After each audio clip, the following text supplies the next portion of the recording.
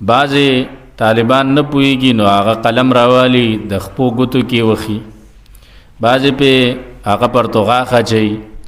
نه پزمکه اږدي، پزمکه ودانې الله په دلته قسم خوړ والقلم وما یسطرون. د پیغمبر علیه الصلاة والسلام په نبوت گواه قلم دی. الله چې پس قسم خوري به ډېر عزتمند دي که نه.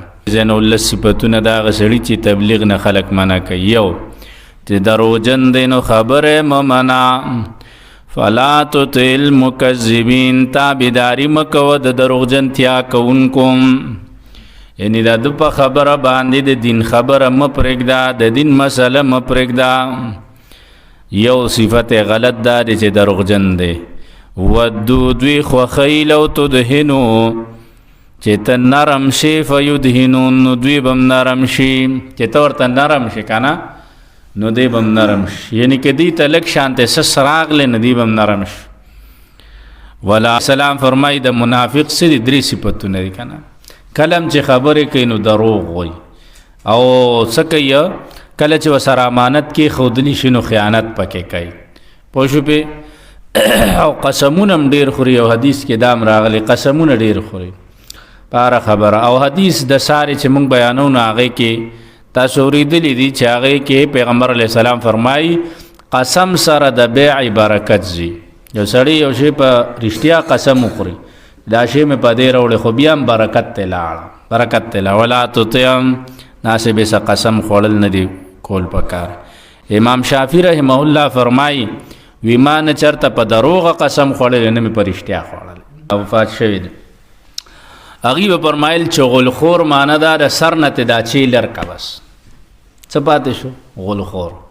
چې غلخور سر کې ته دا چی روانه که غلخور دی غلخوري. چې غلخور څه ته وایي؟ ستا خبره ما له راوړي او زما خبره تا له وړي. څه دپاره چې ما او تا خپل منځ کې وجنګوي، دې ته وایي چې غلخور. نبی علیه صلات وسلام فرمایل د دواړو قبرونو والا ته عذاب ملاویږي، خو عذاب په داسې کار کې ملاویږي چې هغې نه ځان ساتل سلویه خبره نه وه. د یو ته چې عذاب ملاویږي نو ده به د تشو میتیازو نه ځان نه ساته، او دا بل چې دی نو ده به چغلخوري کوله. ده به څه کوله؟ چغلخوري دا سبب دا عذاب قبر دی. او د جمعې یو تقریر مې په دې کړو که تاسو یاد شي 13 اسباب مې ذکر کړو چې 13 کارونه داسې دي چې د هغې د وجې انسان ته قبر کې عذاب ملاویږي. هغې نه ځان ساتل پکار. یو پکې چغلخوري ده چې کوم انسان چغل حدیث نه ثابت دی، بخاري شریف حدیث دی. پیغمبر علیه السلام په 2 قبرونو تیر شو، صحابو ته فرمایل د دواړو والو قبرونو ته عذاب ملاویږي. د یو به ځان د تشو میتیازو نه ساته، د تشو میتیازو ساس کې به په در پرېوتل او د به هغه نه وینځل. او دویم چې هغه چغلخور و. چغلخور سړی حدیث کې راځي لا يدخل الجنة قطات، چغلخور سړی به جنت ته ګوري نه شي. دی به جنت ته په اول فرصت کې نه داخلي. دا نه چې کافر شو، نه ګناهګار دی. اول به خامخا جهنم ته ځي، د هغې نه بعد به بیا څه کېږي؟ د هغې نه بعد به بیا جنت ته ځي. اول فرصت کې به نه داخلېږي. او دا چغلخور باره کې پیغمبر علیه الصلاة والسلام ما درته ووي چې دا سړی څه دی؟ ده ته د قبر عذاب به الله رب العزت دا سبب دا څه دی؟ دا سبب دا عذاب قبر دی. همازن عیب لګونکي دی، مشاین تلونکي دی، بنمیمن په چغلې باندې، مناعن منع کوونکي دی، للخیر خیر لره، معتدن تجاوز کوونکي دی، اسیم او ډېر ګناهګار دی، عتلن بد زبان دی، بعد ذلک زنیم پس د دې نه حرامي دی. زنیم چې پلار یې نه معلوم، د زنا نه پیدا، یعنی تبلیغ نه چې د منع کوي نه هغې کې دا غلط صفتونه چې دومره غلط صفتونه یو سړي کې دي ته به ایله د ده خبره منې او د ده په خوله به تبلیغ پرېږدی. عتلن بد زبانه دی. حدیث کې راځي پیغمبر علیه الصلاة والسلام فرمایي وي تاسو کې غوره خلک څوک دي؟ غوره خلک هغه دي چې هغه کله ولیدلی شي نو تا ته الله یاد شي، یعنی هغه بس یا د الله ذکر کوي یا منځ کوي یا تلاوت کوي. دا غوره خلک په تاسو کې دي.